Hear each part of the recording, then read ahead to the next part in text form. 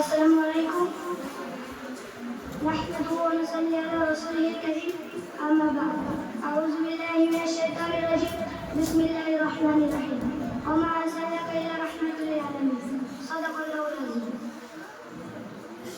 সর্বপ্রথম শুকরিয়া জ্ঞাপন করেছেন মহান রব্বুল আলামিনের দরবারে যিনি আমাদেরকে এত সুন্দর পাক-পবিত্র মৌলিক শিক্ষা প্রদান করেছেন। তার দরবারে শুকরিয়া বলি আলহামদুলিল্লাহ। তারপর পরে জানাই যে নবীকে সৃষ্টি না করলে আমি আপনি গাছপালা পশু পাখি এমনকি 8,000 মৌলবাদ কিছুই সৃষ্টি হতো না। তার দরবারে দৌদের নাজাত করি সকলে আলহামদুলিল্লাহ সাল্লাল্লাহু। তারপর পরে জানাই আমার সামনে বসে থাকা বিচারকপতি এবং আমার সামনে বসে থাকা ছোট সকল ক্লাসের ছোট বড় ভাইদেরকে আমার অন্তরে সালাম জানিয়ে বক্তব্য পেশ করতে চলেছি। আমি আমার বক্তব্য নির্ধারিত করেছি বিশ্বনবীর আদর্শ নিয়ে। চাইনিজ বলতে গেলে বলতে হয় যে আজ 1500 বছর পূর্বে ধর্মগত অত্যাচার অবিচার শিরিক বিদআত ফিতনা ফাসাদের যখন এই গোটা পৃথিবী ঘোর অন্ধকারের মধ্যে ছিল, ঠিক সেই সময় মানুষ শান্তির জন্য আকাশ পানে চেয়ে থাকতো কখন খোদার প্রেরিত দূত স্বাগত করবে দুনিয়াতে।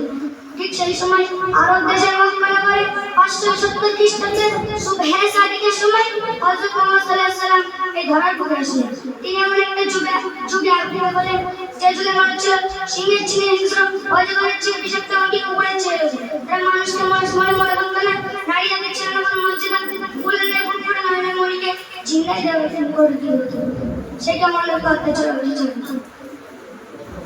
ঠিক সেই সময় অশান্তির বার্তা দূর করতে, শান্তির বার্তা ফিরিয়ে আনতে নিপীড়িত, লাঞ্ছিত, বঞ্চিত, অপমানিত মানুষের পাশে দাঁড়িয়ে তিনি শান্তি ফিরিয়ে আনলেন। এটা দেশের জীবনে কখনো মিথ্যে কথা বলেননি। তার কথা ছিল নম্র ভদ্র।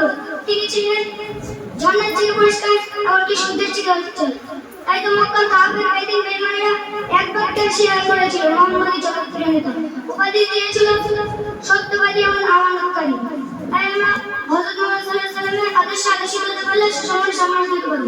এবার আমি বক্তব্য দিচ্ছি।